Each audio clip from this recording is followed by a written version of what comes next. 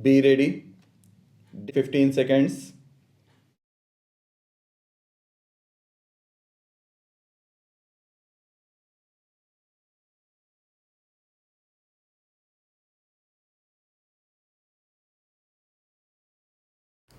May I say a word here about the population of India? A great deal has been said and written about our tremendous population and how it overwhelms us and how we cannot solve any problem till the Indian population is checked or decimated. Well, I have no desire for the population of India to go on increasing. I am all in favor of the population being checked, but I think there is a great misapprehension when so much stress is laid on this aspect. I entirely disagree with that. I think India is an underpopulated country, and I say this not because I want it to be much more populated. It is underpopulated because I want it to be much more populated. It is underpopulated because large tracts of India are still unpopulated.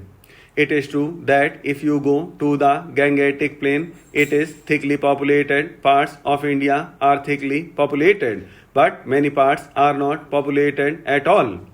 A delegate to this conference told me last night that coming from Karachi to Delhi, Madras, and then to Uttakamund, he was amazed to see the scarcity of population.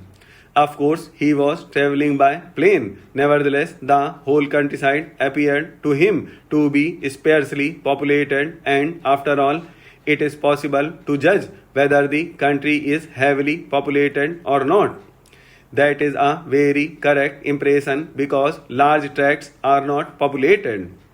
We are overpopulated, if you like, because our productive capacity is low. If we increase our production, agricultural and other, and if the population is put to work for production, then we are not overpopulated.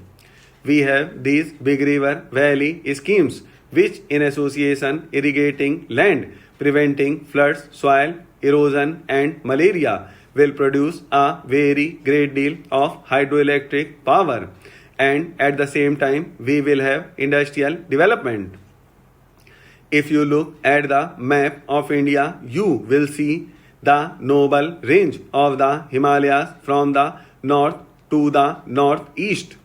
I do not think there is any part of the world seminar in area which has so much concentrated power, latent potential power, if only it can be tapped and used. Well, we intend tapping and using it.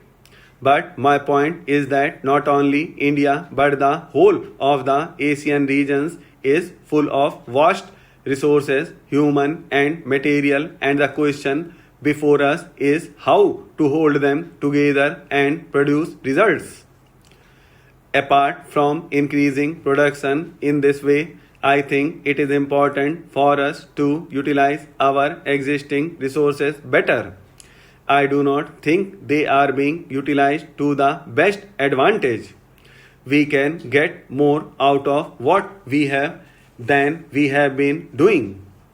That involves in India as in the rest of Asia many problems: the economic system, the relation of capital and labor, and the satisfaction of labor.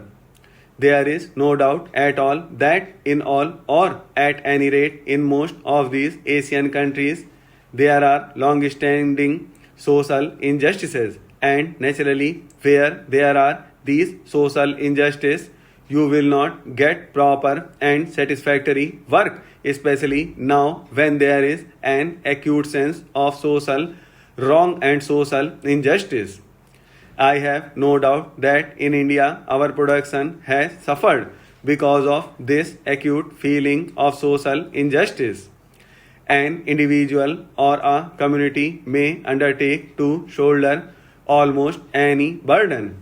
We have seen during the last war how nations put up with the most enormous burdens in the shape of suffering and sacrifice, but always when there is a sense of sharing the burden inequitably, the burden being greater on some than on others, the sense of injustice becomes greater, and you do not have that harmonious working and cooperation which is quite essential today, more so than in the past. Therefore, this problem has to be viewed from the human point of view, quite apart from a purely economic point of view. If one does view it from that human point of view, if one tries to cooperate without entering into a long argument, I think one can go far in solving it and getting the measure of cooperation even among people who may hold different theories. So I would beg this commission to reconsider this problem from the human point of view of removing social injustices.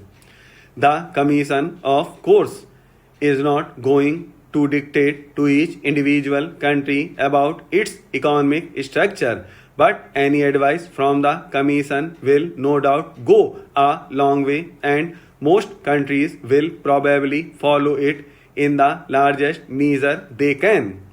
Now, to repeat what I have said, I hope this commission will bear in mind the fact that we are dealing with hundreds of millions of human beings and not abstract countries and abstract groups.